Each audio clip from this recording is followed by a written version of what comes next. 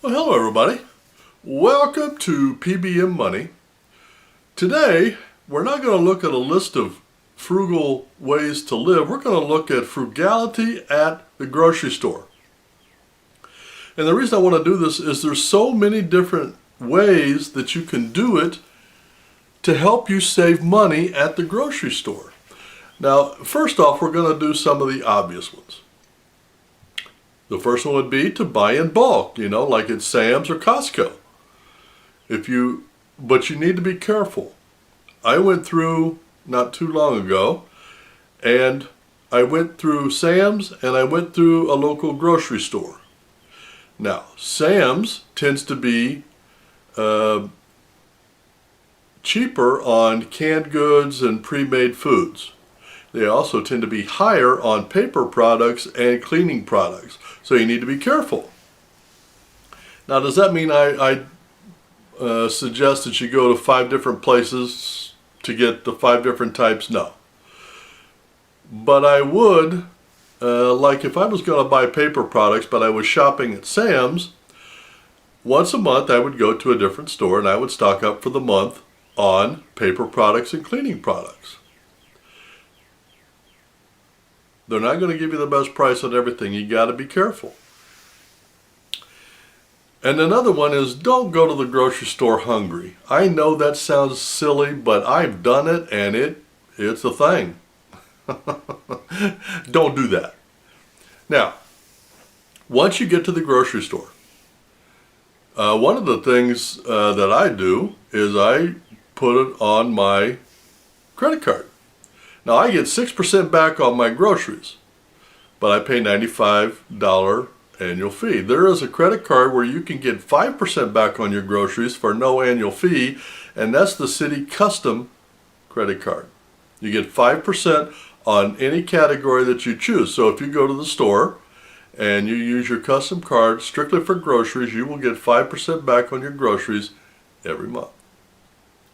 Up to $500, of course. But using the right credit card at the grocery store is critical when you're trying to save money. Now, another thing that I do is I make smoothies. And when I first started doing it, I wanted fresh ingredients. And you will pay for fresh ingredients. But what I learned is they make pre-made frozen packages for smoothies, and I did buy those. They got one package that's got everything, and then you can add individual fruits.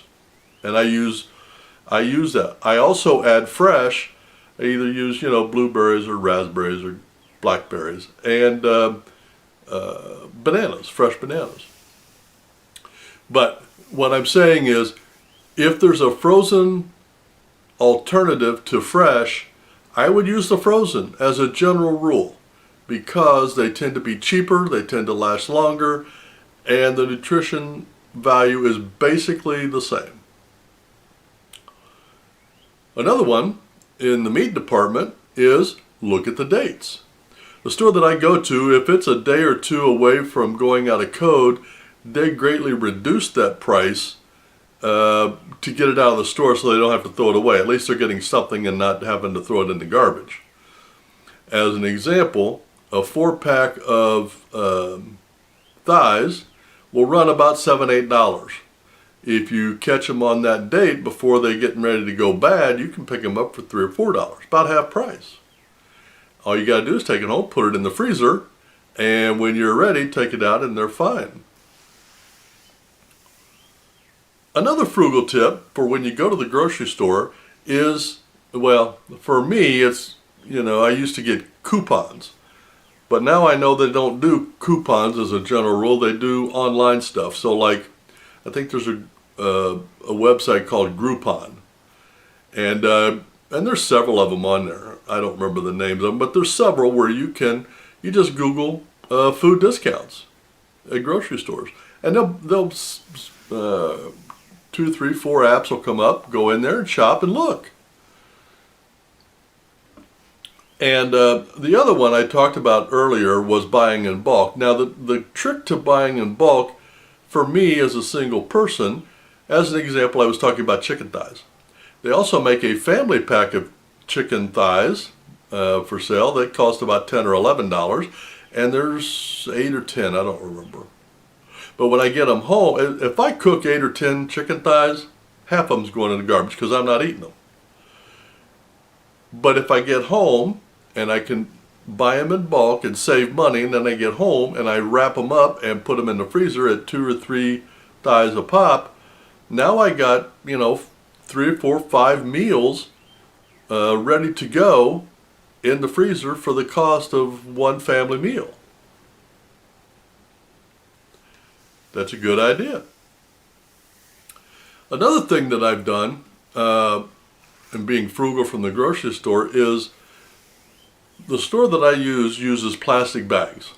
And I take those plastic bags when I get my groceries home and get my groceries put away. I have 2 or 3 different uses for those plastic bags. One, I line my bathroom trash cans so that when it gets full, all I do is pull the handles and I got a ready to go to the garbage. Another one is I use it for garbage bags. Now you got to take it out, once a day, but it's free garbage bags. And the last one that I use it for is like when I break down my chicken thighs, I take 3 of those thighs, put them in a bag, wrap it up real tight, and throw it in a freezer. It's a free saran wrap. So you can use the bags that you're getting from the grocery store to help you be frugal other places. That way you're not paying for saran wrap or garbage bags or trash liners. Another way to be frugal is to know what day of the week to shop. Now for me, I'm not crazy about grocery shopping. I want to go, get my stuff, and get out. And for me, the best time to go is on a Sunday morning before noon. There's very few people there. The people they are older, and they are in no hurry at all, and they will not get in your way. So I try to go Sunday morning before noon. Also, Sunday tends to be the day when they mark their meats down.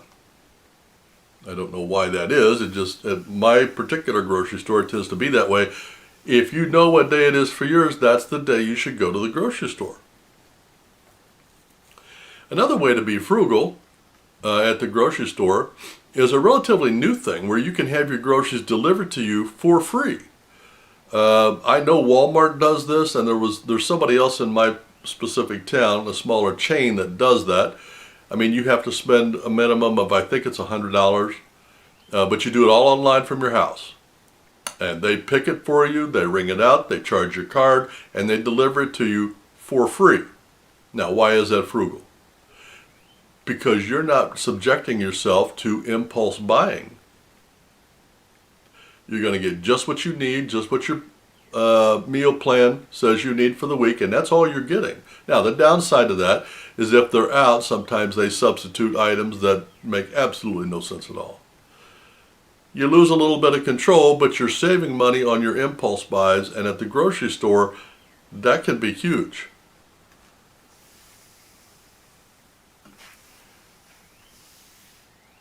I just alluded to meal plan. One of the things, well, there are 2 things to do here.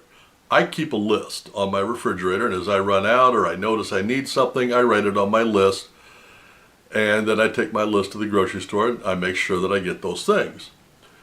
My daughter does meal plan for a week. I can't do that. I don't know what I'm going to want tomorrow.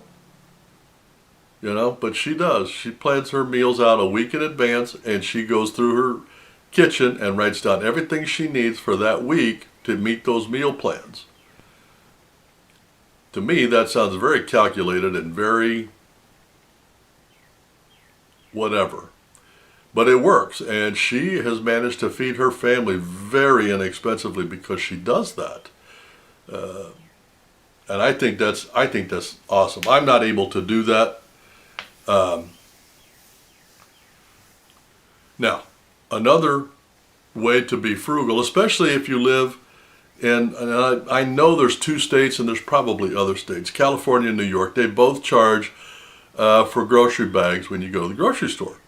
So the trick to that is just save your bags and take your own bags, or take boxes. Just like when we used to go to Aldi's, I don't think they still do that, but when we used to go to Aldi's, we'd take our own boxes, like a beer box or moving box, whatever, and then throw your groceries in that. Don't pay the nickel per bag. That is not right. Those states are using that money just so they can spend more money. Don't do that. Take your own bags, take your boxes. Worst case scenario, put it back in your cart, throw it in your truck, and then take a box from your house and load it up from your truck and take it up. But don't pay the nickel per bag.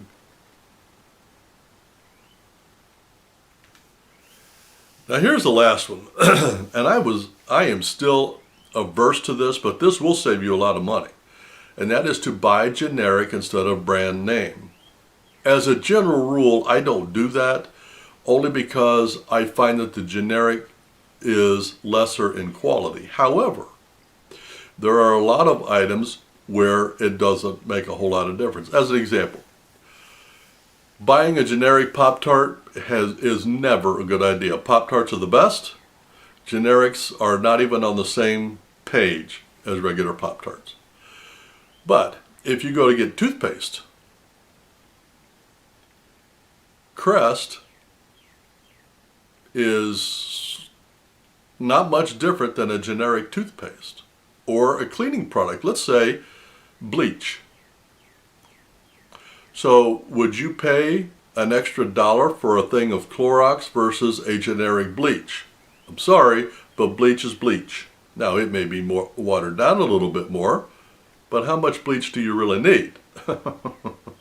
What I'm saying is there are certain items that if you buy generic, you will save quite a bit of money.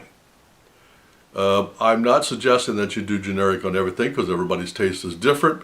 Everybody's feelings about generics are different. What I'm saying is if you can do that,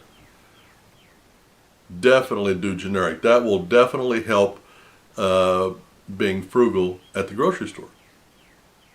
Well, these are just some of the tips that I came up with because I use most of these when I go to the grocery store, and I thought it was just normal, but evidently it is not. So go back over this list, and the ones that you can do them. You can do that starting today. And the ones that you need to work into, like the generic or any of those, try to work into it. In the long run, you will save a lot more money if you follow these tips. I promise you, because I've done it. Being frugal at the grocery store is one of the biggest places where you can save the most money with the least amount of effect on your lifestyle. And if you do it right, nobody else in your family will ever know the difference. And that is worth being frugal for. That's all I want to talk about. You guys have a great day, a great week, and happy frugal investing.